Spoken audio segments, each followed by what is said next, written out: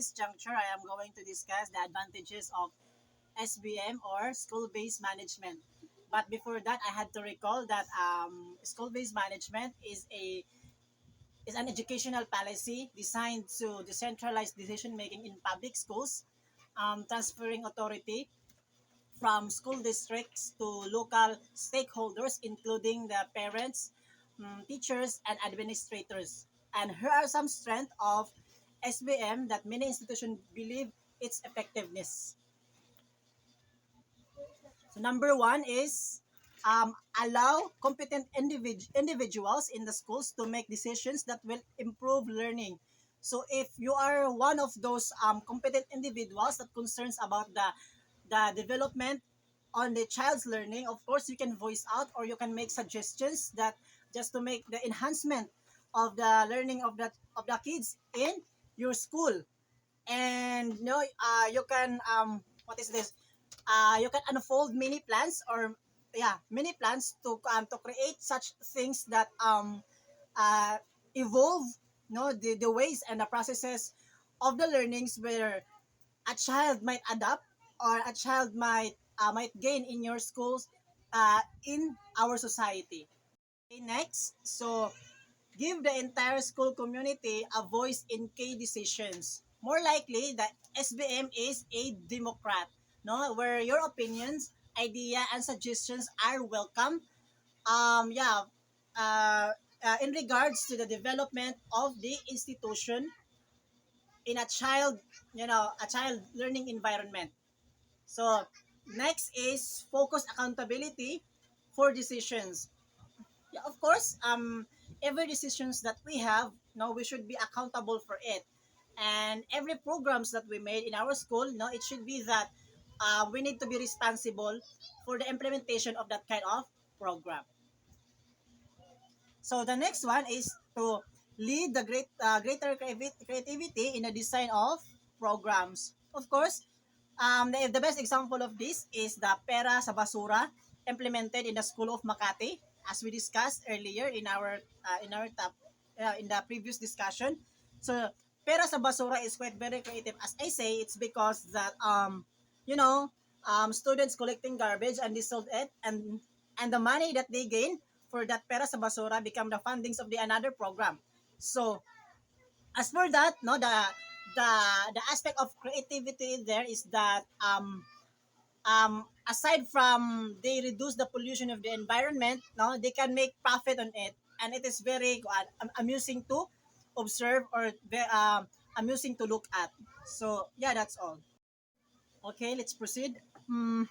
Okay, the next one is redirect resources to support the goals developed in each school. So redirecting resources is quite unavoidable in some institution. It's just because that a school is particularly the elementary school, no, have a program each year. So um, when we somehow no there are really some programs that no might have a shortage of budget. Yeah, maybe. And then the stakeholders or the teachers have no choice but to touch the existing budget of the already implemented programs. Example, the feeding program. Yeah, example, the schools have their feeding program, and then and then they estimated the cost of the budgeting that doesn't match the range of this feeding program. They might cut or they might get the budget. Yeah, they might get the budget of the school just to support this kind of events. Okay, the other strength of SBM is that SBM led to realistic budgeting as teachers and parents become more aware of the school's financial status, spending limitations, and the cover of its programs. Of course, parents are the greatest contributors when the schools decided to have a program.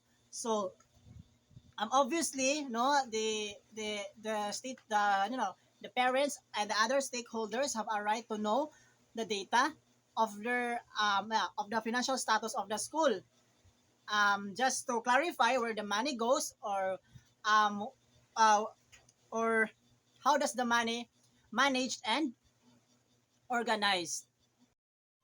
So lastly, it na SBM improve the moral of teachers and nurture new leadership at all levels. No, if you are a leader, no, under the school-based management, no, it's really it's really enhances the way how you lead some people. It because if kuan in these situations, no, the parents need an honesty. Yeah, and being honest or honest all the time is a very good characteristic of a one great leader.